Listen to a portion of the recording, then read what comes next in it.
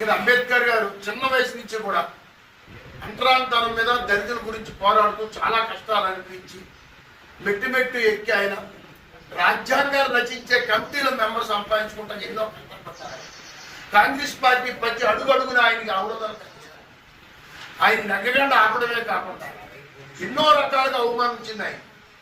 అయినా ఎన్ని ఎదుర్కొని ఆయన మరి ఆ రోజు రాజ్యాంగం రచించిన కమిటీలో అధ్యక్షుడిగా ఉండి 2 సంవత్సరాల 18 మాసాల్లో 18 రోజుల్లో మరి రాజ్యాంగం రచించి ఈరోజు 140 కోట్ల ప్రజలు ఉన్న భారతదేశంలో మరి ఆయన రాజ్యాంగం ఎంతో విలువైందిగా ఇందా మనం చెప్పినట్టు దళితులు అంటే అణగారున్న కులాల వారిని ఇలా అగ్రస్థానం తీసుకొచ్చి వారు చెప్తున్న విషయాల్ని అగ్రకులాలు కూడా ఇదే విధంగా ఆయన ఎంతో ఘనంగా రాజ్యాంగాన్ని అమలు చేయడం జరుగుతుంది.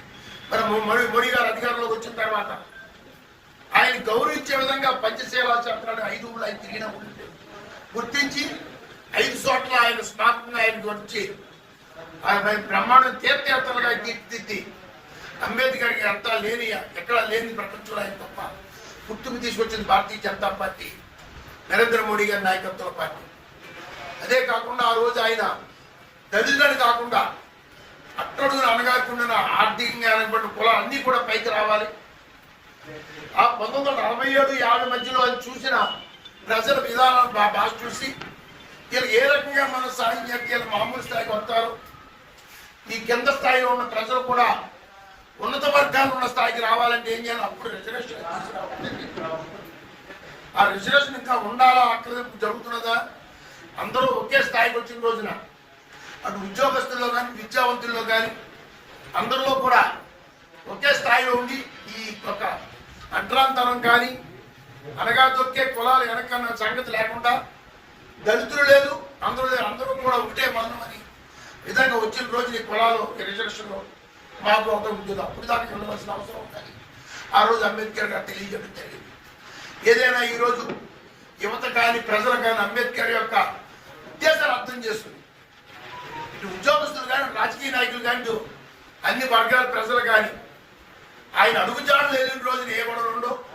ఆయన ఒక దళితులకే నాయకుడు కాదు, భారతీయులందరికీ కూడా ఆయన మార్గదర్శనం చేసి రాజ్యాంగం ద్వారా ఏ రకంగా మనం జీవించాలి కలిసికట్టుగా జీవించే నాయకుడు కాబట్టి ఆయన జయంతిని ఇయ్యాలి కూడా 130 సంవత్సరాలు అయినంత ఘనంగా అన్ని వర్ణాలు కలిసి జరుపుకుంటారని దానికి కారణం ఆయన రచించిన రాజ్యాంగం విలువలు అనే సంగతి గుర్తించుకోవాలి. తెలియదు రాబోయే తరాల వారు కూడా ఈ రాజ్యాంగంలో విలువలు తెలుసుకుని అంబేద్కర్ ఉద్దేశాలు తెలుసుకుని మన అందరికి వెళ్ళాలని డాక్టర్ బాబాసాహెబ్ అంబేద్కర్ గారి ద్వారా సెలవు తీసుకుంటున్నాను. అంబేద్కర్ గారి 130వ జన్మదిన వేడుకలు జరిపించడానికి మన కుటుంబ సభ్యులందరికీ తెలియజేస్తున్నాను.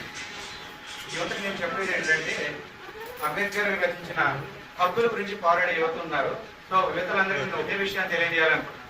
హక్కులు అయితే ఏవైతే మనకి ఉన్నాయని పోరాడడానికి యువత ముందుకు వస్తున్నారో అదే యువత మన యొక్క కర్తవ్యాలను కూడా గుర్తించుకుని ఆ విధంగా చేయాలని ఇదే విషయాన్ని యువతలందరికీ నేను తెలియజేస్తున్నాను.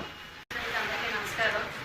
ఆయన రాజ్యాంగ నిర్మాణంలో ఒకరైన డాక్టర్ బిఆర్ అంబేద్కర్ గారు అంతరంగానం ఏ రకమైతే ఆరోగ్యాన్ని కలుపుకునే విధంగా ముందుకు వస్తున్నారో ఆయన మాటలకి పనిని మనం ఆచరిస్తున్నాం. ఇవాళ ఆ దిశగా అందరినీ కలుపుకొని వెళ్ళే దిశగా అందరూ పనిచేయాలని కోరుకుంటున్నాను.